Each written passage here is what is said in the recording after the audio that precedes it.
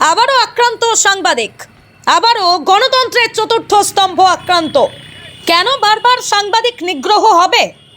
আমরা টার্গেট বাংলা নিউজের সাংবাদিক মিরাজুল মল্লিককে ফোন করে জানতে পারি গোঘাট থানার এসআই এর হাতে গণতন্ত্রের চতুর্থ স্তম্ভ আক্রান্ত।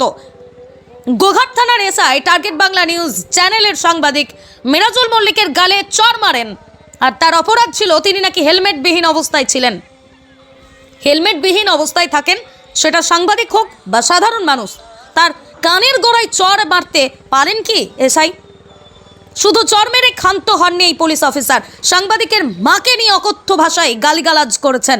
আমরা সাংবাদিকরা চাই এই এসআই সৌমিত্র হালদারের যথাযথ ব্যবস্থা নেওয়া হোক। আজ গণতন্ত্রের চতুর্থ স্তম্ভের স্থান কোথায়? Bureau report, crime press, Bengal news. আমি শুক্রবার 2:40-এ আমি বাড়ি থেকে বার হই খবর করার জন্য, খবর তুলতে গেলাম কামারপুকুরে যে অনুকূল ঠাকুরের কালকে একটা প্রসাদ বিতরণ ছিল এবং প্রচুর মানুষের সমাগম ছিল। তো আমি খবর করতে আসি, তখন গোঘাট থানার এসআই সৌমিত্র হালদার উনি ডিউটিতে ছিলেন। আমি কালকে কোনো কারণবশত ভুলবশত আমি হেলমেটটা নিতে ভুলে যাই, তো বিনা হেলমেটে আসছিলাম। তখন আমাকে সৌমিত্র দেখে এসে সোজাসুজি কানের চড় মারে, জোরে চড় মারে এবং অশ্লীল ভাষায় গালিগালাজ করে। আমি তখন কোনো কিছু বলতে যাচ্ছি, তখন কোনো কথা শুনে না, সে গালিগালাজ করছে। তারপরে আমাকে হয়ে যাওয়ার পর আরেকজন সাইকেল থেকে একটা বয়স্ক লোক সাইকেল নিয়ে আসলো, তাকেও ছুঁড়ে ফেলে দিল। তারপর সেখান থেকে আমি আমাদের যে প্রেস ক্লাবে জানাই, আমাদের সভাপতি যে তাকে জানাই, এবং তারপরে আমি কামারপুকুর হসপিটালে ধাক্কা দেখাই। ডাক্তারের ছবি একটা কানের ছবি করতে বলেছে, কেন কানের এখনও আমার ব্যথা আছে, এখনও একটা আওয়াজ হচ্ছে। তারপরে আমি প্রেস ক্লাবে এটা লিখিতভাবে আমি গোঘাট থানায় একটা মেল মারফত জানাই এবং পার্সোনালি ওসিকে পাঠাই। তারপর ওইটা এসডিপিওকেও একটা পাঠাই ফরওয়ার্ড মেল মারফত।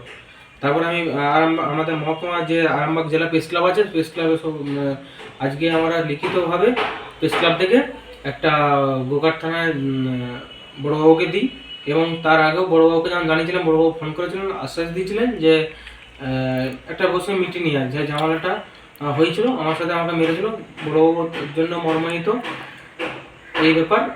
আমরা সকল সাংবাদিককে আমরা আজকে গোঘাট থানায় এসে একটা লিখিত দিই এবং ওসি বলেছেন দেখছেন কি করা যায়।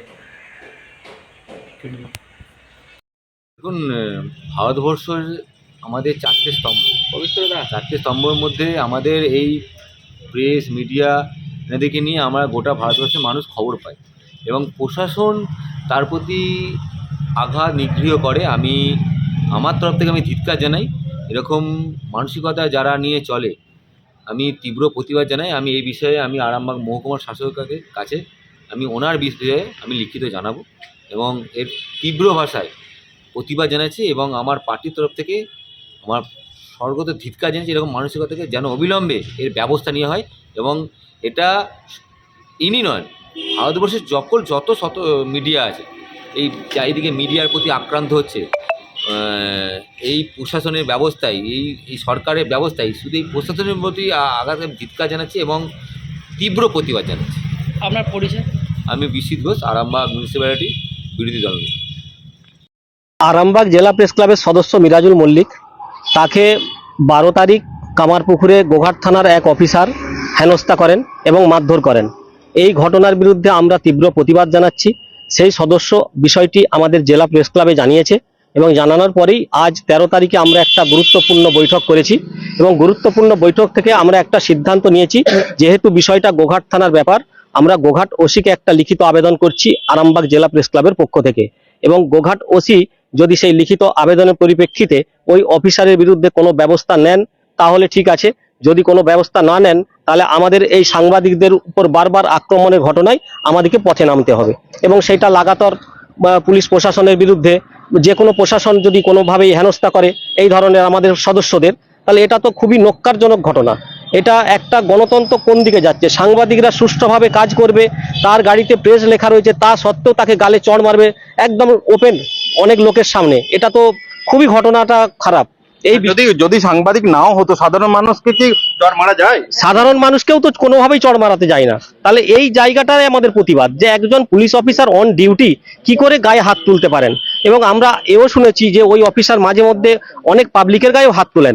সেই বিষয়টাও আমরা গোঘাটবাসীকে দেখতে অনুরোধ করব, যে বিষয়টা আপনি দেখুন, যে যদি ওই অফিসার মানে মস্তিষ্ক ঠিক আছে কিনা, প্রকাশ্যে চড় তুলে দিচ্ছে সাধারণ পাবলিকের গাড়ি, সাংবাদিকের গাড়ি, এটা কি হচ্ছে? যদি রাস্তাতে কোনো জাম থাকে, কোনো ঘটনা থাকে, তার জন্য পদ্ধতি আছে। যদি সাংবাদিকের অন্যায় হয়, সাংবাদিকের যদি অন্যায় হয় সেই ক্ষেত্রেও ঠিক আছে। সাংবাদিক যদি হেলমেট যদি না পরে থাকে, তাকে তো হেলমেটের দরুন কেস দিতে পারে। তো তার বলে সে গায়ে চড় মারবে, এটা তো কখনোই মেনে নেওয়া যায় না। এটাই আমাদের প্রতিবাদ।